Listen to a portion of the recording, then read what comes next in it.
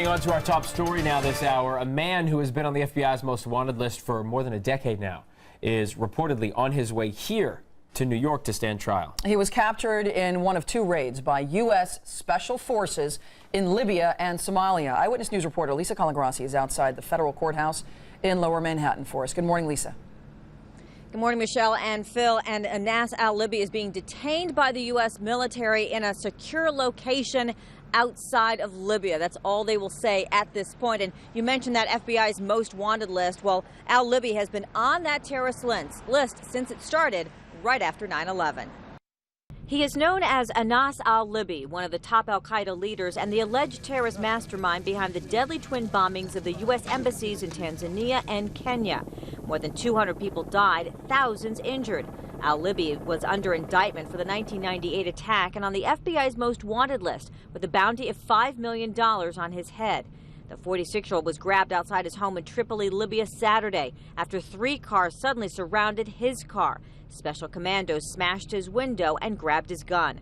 Al-Libi is now reportedly on his way to the U.S. to stand trial. ABC's investigative correspondent Brian Ross spoke with Eyewitness News by phone. He says this is an important capture.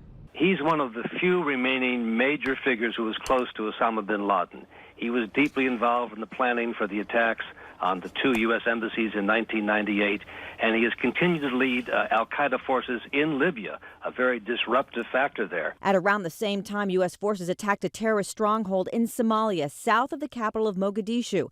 They were looking for an Al-Qaeda suspect in connection with the Nairobi shopping mall attack, but did not get their man. At least 60 people died in the assault. U.S. sources say the attack on the Al-Shabaab terror group had been planned well before the mall attack and was carried out by the famous Navy SEAL Team 6, the same team that killed Osama bin Laden. This was a raid that did not go well, according to Pentagon sources talking to ABC News. When the Navy SEALs arrived there, they realized there were more people there than they thought. There was a gun battle, and the U.S. forces had to withdraw. The Pentagon says no U.S. Special Forces died in the 2 assaults. So keep in mind that raid in Somalia, they did not get their man, but they certainly did in Libya. We'll be following this as well. Al-Shabaab and Al-Qaeda have been thriving in Somalia for years. For now, we're live in Lower Manhattan. Lisa Colagrassi, Channel 7, Eyewitness News.